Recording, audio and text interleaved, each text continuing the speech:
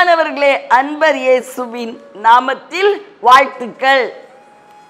சில வேளைகள்ல பலத்த சத்துருக்களை பார்க்கும் பொழுது, பலமாய் பிசாசு நமக்கு எதிராக யுத்தம் பண்ணும் பொழுது, அல்லது பலமிக்க மனிதர்கள் நம்மோடு போராடும் பொழுது நமக்கு என்ன வரும்?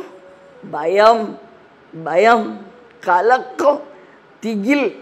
இன்னைக்கு கர்த்தருடைய ஆவியானவர் சொல்லுகிறார், உபாகமம் 20ஆம் அதிகாரம் 1வது வசனம், நீ உன் சத்துருக்களுக்கு எதிராக யுத்தம் செய்ய புறப்பட்டு போகையில் குதிரைகளையும் ரதங்களையும் உன்னிலும் பெரிய கூட்டமாகிய ஜனங்களையும் கண்டால் அவர்களுக்கு பயப்படாயாக. உன்னை எகிப்து தேசத்தில் இருந்து புறப்பட பண்ணின உன் தேவனாகிய கர்த்தர் உன்னோடே இருக்கிறார். பார்த்தீங்களா? ஃபைனலா என்ன சொல்லிட்டாரு? தேவன் உன்னோட இருக்காரு, பயப்படாத. உன் தேவனாகிய கர்த்தர் எகிப்துல இருந்து வெளியே கொண்டு வந்தார். பத்தியா, எத்தனை அற்புதங்களை செய்து எத்தனை பேரோட போராடி கொண்டு வந்தாரு. அப்படிப்பட்ட மாபெரும் தேவன் உன்னோட இருக்காரு.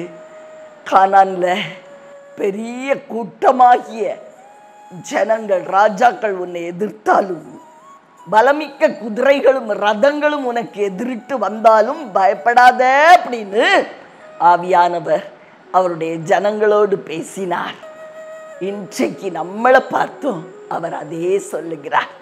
நீ பயப்படாத, பெரிய கூட்டத்தை பார்த்து பயப்படாத, உன் தேவனாகிய கர்த்தர் உன்னோட இருக்கிறார். நீ நம்பு, இயேசு என்னோட கூட இருக்காரு, அவர் என் பக்கத்துல இருக்காரு. இல்லையா? இயேசு எங்க இருக்காரு? என் பக்கத்துல, எனக்குள்ளதான் இருக்கிறாரு. மோசேக்கு கூட அப்படி சொல்ல தெரியல. பிரியமானவர்களே, எவ்வளவு ஒரு பெரிய பாக்கியம். நாம் பயப்படலாமா? பயப்பட வேண்டாம்னு கர்த்தருடைய ஆவியானவர் சொல்லுகிறார். அதே அதிகாரத்துல 4வது வசனம் சொல்லுகிறது, உங்களுக்காக உங்கள் சத்துருக்களோட யுத்தம் பண்ணவும் உங்களை ரட்சிக்கவும் உங்களோட கூட போகிறவர் உங்கள் தேவனாகிய கர்த்தர் என்று சொல்ல வேண்டும். வாயை திறந்து சொல்லணும். என்ன சொல்லணும்? இயேசு என்னோடு இருக்கிறார், நான் பயப்பட மாட்டேன். இயேசு எனக்குள்ள இருக்கிறார், நான் நம்புறேன், நான் பயப்பட மாட்டேன். பயத்தை பிடித்தான் மேற்கொள்ளணும். அவர் நம்மோடு இருக்கிறார்.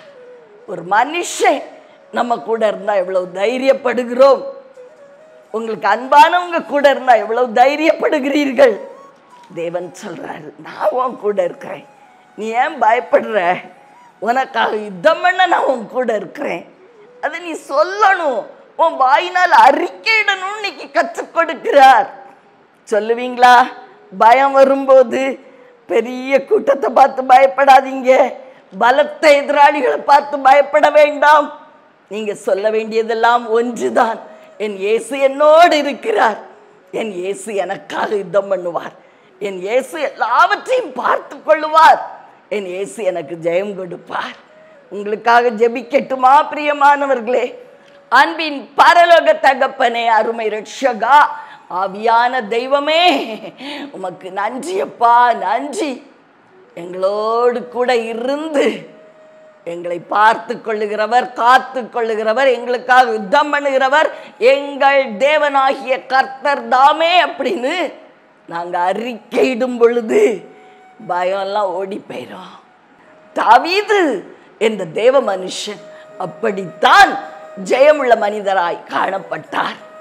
தேவன் அவரோடு இருக்கிறது அவர் உறுதியாய் நம்பி அவருடைய எல்லா சூழ்நிலைகளிலும் ஜெயித்தார்னு நாங்க அறிஞ்சிருக்கிறோம்ப்பா. நாங்களும் அதே போல நீங்க எங்களோட இருக்கிறீங்கன்னு எங்க வாழ்வின் ஒவ்வொரு சூழலிலும் அறிக்கையிட்டு வெற்றி எடுக்க, பயத்தை மேற்கொள்ள கிருபை செய்யும். இயேசுவின் நல்ல நாமத்தில் பிதாவே, ஆமென்.